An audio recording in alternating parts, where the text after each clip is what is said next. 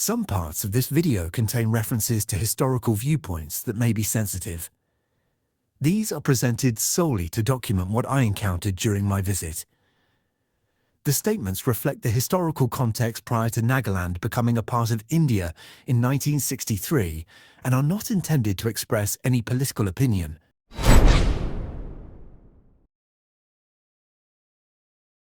Good morning. इस वक्त हूँ मैं नागालैंड की कैपिटल कोहिमा से तकरीबन 20 किलोमीटर दूर खोनोमा गांव के पास। और खोनोमा को इंडिया का पहला ग्रीन विलेज भी बोला जाता है। एक बहुत खूबसूरत गांव है और खोनोमा से करीब 4 किलोमीटर पहले मैं इस जगह पे हूँ।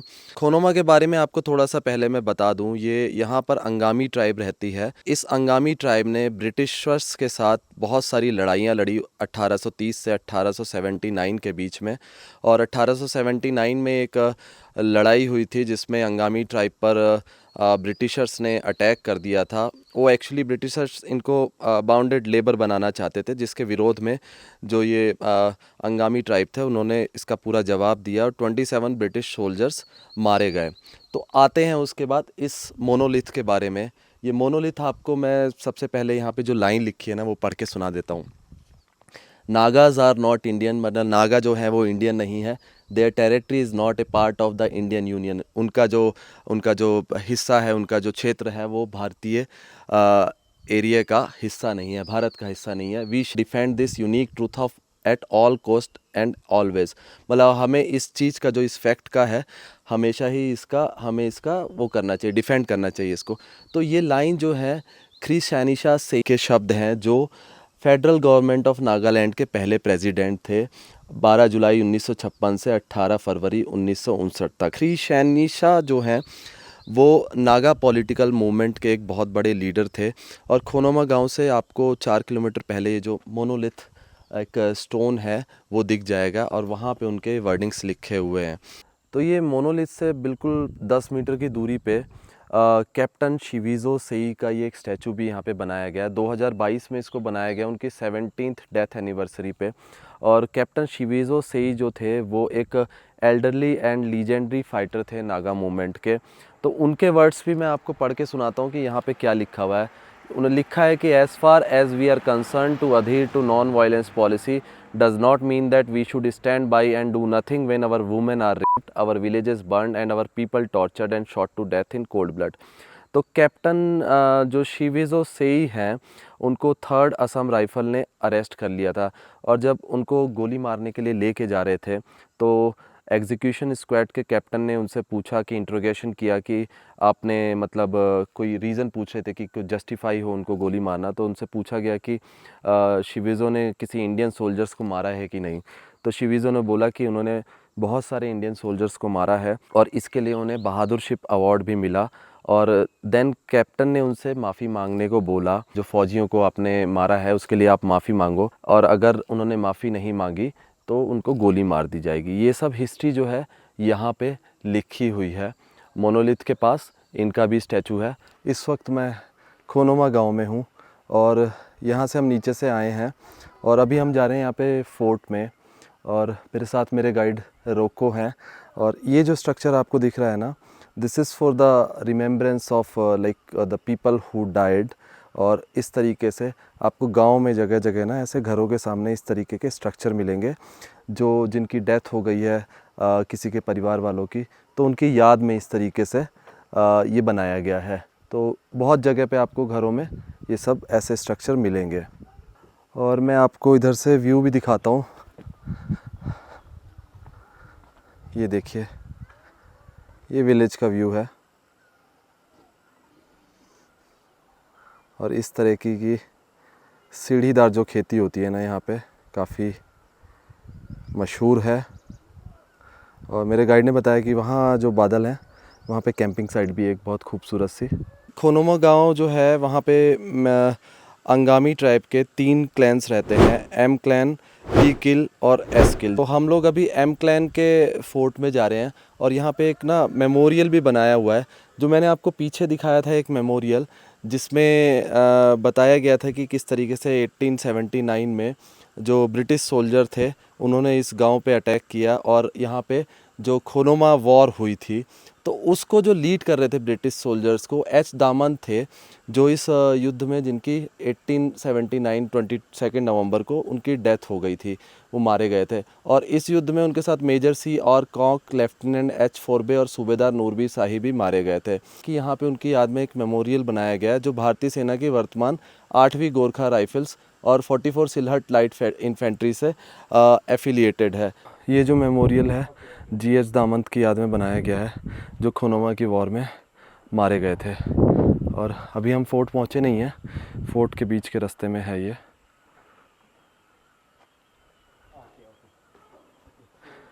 ऑलमोस्ट गांव के काफ़ी टॉप पे है। इस वक्त मैं हूँ एमकिल फोर्ट पे, और ये एमकिल फोर्ट जो है अभी जैसे पुराना होता था वैसे नहीं है। समय के साथ ये थोड़ा सा डिस्ट्रॉय हो गया, देन उसके बाद इसको रेनोवेट किया गया। तो फ्रंट से भी मैं इसको दिखाऊंगा, और ये अभी ऊपर हम इसके छत पे आ गए हैं। वो वाला जो फोर्ट आपको पीछे दिख रहा है, मैं आपको इधर से जूम करके दिखाता हूँ। वो वाला जो फोर्ट है वो एस्किल फोर्ट है, और उसके बैक साइड में अभी दिख नहीं रहा है, वहाँ पे टी किल फोर्ट है। ये फोर्ट के इस हिस्से का इस्तेमाल जो होता था, जैसे कुछ अटैक हो जाए या कुछ दुश्मन का हमला हो जाए, तो यहाँ से एक तरीके से कम्युनिकेशन करने के लिए होता था। यहाँ से किसी तरीके का वाद्य यंत्र बजाते थे, और वो पूरे गांव जो है पूरा अलर्ट हो जाता था कि कुछ एम्बुश हो गया है या अटैक हो गया है। ये एमकिल फोर्ट है। ये आपको फोर्ट की तरह लग नहीं रहा होगा, लेकिन समय के साथ जो है यहाँ पे एक बता रहे थे कि कैसल की तरह होता था, लेकिन अब इसको रेनोवेट किया गया है और कुछ इस तरीके का दिखता है।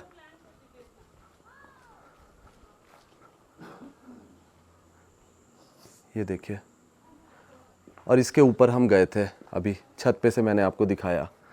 पास में ही आप देखेंगे कि यहाँ पे आपको होम स्टे भी बहुत सारे मिल जाएंगे। ये भी देखिए, ये होम स्टे जस्ट फोर्ट के बगल में है। एमखिल फोर्ट के बाद वहाँ से चल के हम यहाँ पे आ गए हैं।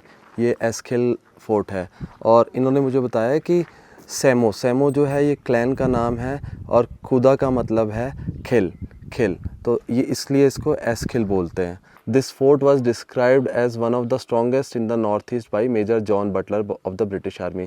तो लिखा है कि ब्रिटिश आर्मी के जो मेजर थे जॉन बटलर, उन्होंने इस फोर्ट को नॉर्थ ईस्ट का सबसे स्ट्रॉन्गेस्ट, सबसे मजबूत फोर्ट बताया था।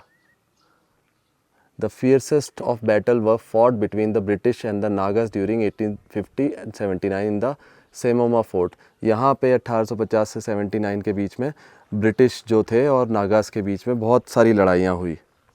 इस वक्त मैं एस्किल फोर्ट की छत पे हूँ, और फोर्ट का फ्रंट का हिस्सा जो है वो रेनोवेट करके, मतलब उसका लुक अभी भी फोर्ट जैसा है, लेकिन छत जो है उसको थोड़ा सा एडवांस बना दिया गया है। लेकिन जो हमने एमकिल फोर्ट देखा था वो पूरा ही रेनोवेट किया गया है। इसमें अभी भी थोड़ा सा फोर्ट वाला लुक है। अटैकर्स जितने भी अटैक हुए हैं उस तरफ से एंटर करते थे, और ये पूरा इस तरफ गांव है। और ये जो फोर्ट है ना, इसको सबसे strongest fort of north east बताया गया है। छोटा सा फोर्ट है, लेकिन सबसे स्ट्रॉन्गेस्ट फोर्ट है नॉर्थ ईस्ट का। अभी मैं टी खेल की तरफ जा रहा हूँ, और ये जो स्ट्रक्चर आप गोल सा वो देख रहे हो, इसको फेहो बोलते हैं, और इसका इस्तेमाल जो है ना सोशल गैदरिंग्स के लिए होता है। जैसे मैंने आपको नागा ट्राइबल विलेज में दिखाया, जो एक जगह रहती है जहाँ मेल्स बैठते हैं और वहाँ पे बैठ के गाँव से और पॉलिटिकल इश्यूज़ पे डिस्कशन करते हैं। ये जगह भी यहाँ पे इसी काम के लिए इस्तेमाल में आती है। और यहाँ पे 3 क्लैन हैं इस गांव में, और 3 क्लैन हैं, तो ये यहाँ पे इस गांव में 3 फेहो हैं, और ज़्यादा भी हो सकते हैं। It depends on the village and depends on the people. इसको बोलते हैं फेहो। और यहाँ पे बैठ के गाँव के सभी लोग जो हैं वो अपने सोशल इश्यूज़ और बाकी सारी चीज़ों के बारे में डिस्कस करते हैं। तीसरा जो फोर्ट है वो टी खेल है, जो थेवोमा क्लैन का है, और ये कुछ ऐसा है। और फ्रंट साइड से विजिबल नहीं था, हम गांव के अंदर से आए हैं, और आपको मैं अंदर चल के दिखाता हूँ। तो आप देखो, इसको इन्होंने थोड़ा सा मॉडिफाई करके चेंज कर दिया है। यहाँ पे बच्चों की मतलब एक्स्ट्रा क्लासेस वगैरह होती हैं, और इसीलिए आपको यहाँ पे बेंच दिख रही हैं। What is this symbol?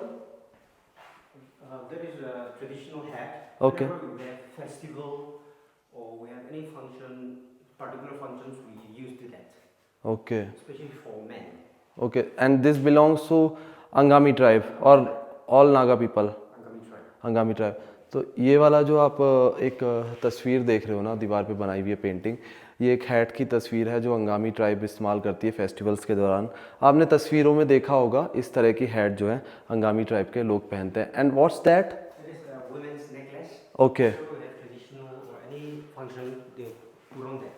Okay और ये मेल्स की हैट है और ये जो है ये अंगामी ट्राइब की महिलाओं का एक काइंड ऑफ आप कह सकते हो ऑर्नामेंट या ज्वेलरी है जो फेस्टिवल्स के दौरान इस तरीके का वो पहनती हैं।